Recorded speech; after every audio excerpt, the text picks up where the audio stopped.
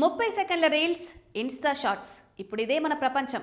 అడ్డమైన జోకులు, చిటికెలో నవ్వులు. వీటికి అలవాటు పడిన మన కంటికి 15 నిమిషాల టీవీ స్కిట్ చూడాలంటే ఓపిక ఎక్కడిది? అందుకే ఒకప్పుడు ఊపూపిన కామెడీ షోలు ఇప్పుడు వెలవెలబోతున్నాయి. ఈ క్రమంలో జెమినీ టీవీ ఒక మాస్ సాహసం చేస్తోంది. అదే మాస్ జాతర. అసలు ఈ షో జబర్దస్త్ కోటను బద్దలు కొడుతుందా? రేటింగ్స్లో జెమినీ పూర్వ వైభవం సాధిస్తుందా? 30 సెకండ్ల రీల్స్, షార్ట్స్కి అలవాటు పడిన ప్రేక్షకుడు 10-15 నిమిషాల స్కిట్ చూడడానికి ఓపిక చూపడం లేదు. అందుకే పాత ఫార్మాట్ కామెడీ షోలు బోర్ అనిపిస్తున్నాయి. మరి జెమినీ టీవీ ప్రారంభించిన మాస్ జాతర ప్రేక్షకుడి పల్స్ పట్టుకోగలదా?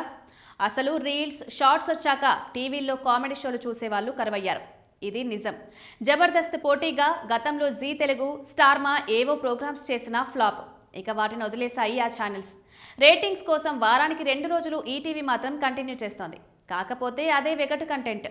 ఈటీవీ ఇక మారదు, మల్లెమాల అనే రోత టేస్టు మారదు. ఎంతో మంది సీనియర్లు వదిలేసి వెళ్ళిపోయారు ఈటీవీ ఆంక్షల నుంచి విముక్తి కోసం. బహుశా rocket Raghava, auto Ramprasad, anchor Rashmi మాత్రమే ఆస్థాన కళాకారుల్లాగా అక్కడే స్థిరపడిపోయారు. రీల్స్ చేసుకునే కమల్ సింగ్ వంటి కొందరిని పట్టుకొచ్చారు.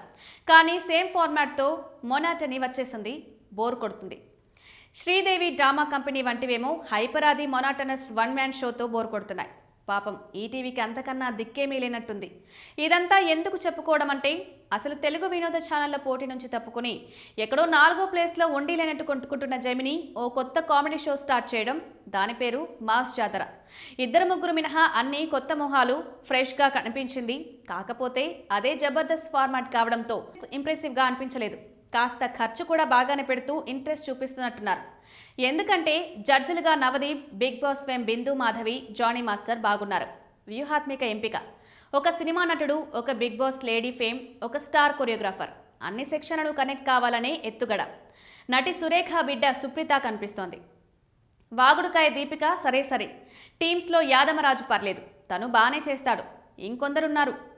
ఎవరిని పడితే వారిని తీసుకోకుండా ఆడిషన్స్ నిర్వహించి మరీ కాస్త టాలెంట్ ఉన్న వారనే తీసుకున్నారు. ఇక్కడ ప్రధాన సమస్య ఏంటంటే టీం బాగా కుదిరింది, కాకపోతే జెమినీ టీవీ రీచ్ బాగా తక్కువ. ఏమో ఇలాంటి రియాలిటీ షోలతో మళ్ళీ పూర్వ వైభవం కోసం ప్రయత్నిస్తుందేమో. అసలే తెలుగు వినోద ఛానళ్లలోకి సోనీ కూడా రాబోతోంది. పోటీ పెరుగుతోంది.